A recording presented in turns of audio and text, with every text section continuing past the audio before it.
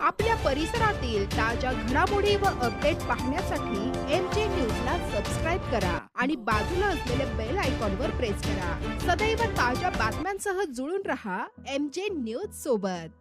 नमस्कार, आपण बघत आहोत MJ न्यूज। जाणून घेऊ काही विशेष घडामोडी। मी आपल्या सोबत दादाराव वाघ। लाडकी बहीण नंतर आता लाडका भाऊ योजना घेऊन आलेत उपमुख्यमंत्री देवेंद्र फडणवीस व महायुती सरकार आता लाडक्या भावाचे भविष्य देखील उज्ज्वल करणार। राज्यातील 51,000 युवकांचे प्रशिक्षण पूर्ण झाले। 23,000 प्रशिक्षणार्थी युवक नोकरीवर देखील रुजू झाले।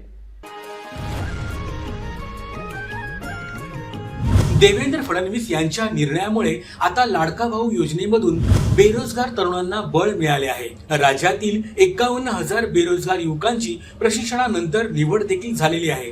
त्यापैकी प्रत्यक्ष 23,000 प्रशिक्षणार्थी नोकरीवर रुजू देखील झाले आहेत। तसेच 10 दिवसात 1.5 लाख उमेदवारांकडून ऑनलाईन नोंदणी यासाठी राज्यभरातून झालेली आहे। लाडकी बहीण योजनेनंतर आता लाडका भाऊ योजना देखील मोठ्या प्रमाणात यशस्वी होताना दिसत आहे।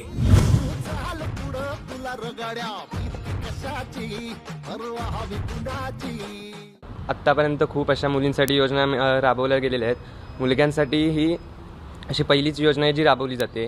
त्यामुळे मुलग्यांना एक काहीतरी बॅकअप मिळतोय, ज्यांना ते काहीतरी करू शकतात असं त्यांना वाटतंय। ते बेरोजगार राहणार नाहीत असं वाटतंय। जरी काम केलं तरी पुढे काय हे आपल्याला माहीत नसतं। त्यामुळे सरकारकडे अशी माझी मागणी आहे की पुढे आपल्याला जॉब सिक्युरिटी किंवा आपल्याकडे असं काहीतरी कौशल्य निर्माण झालं पाहिजे की आपण स्वतःचं स्टार्टअप सुद्धा करू शकतो आणि कुठच्याही क्षेत्रात गेलो तरी आपण चांगले तिथे कामगिरी करू शकतो। 6 महिन्यानंतर पण योजना चालू ठेवली तरी काही प्रॉब्लेम नाही। राज्यभरातून 1.5 लाख युवकांनी प्रशिक्षणासाठी नोंदणी देखील केली। राज्यभरातून 1.5 लाख युवकांनी प्रशिक्षणासाठी नोंदणी देखील केली आहे।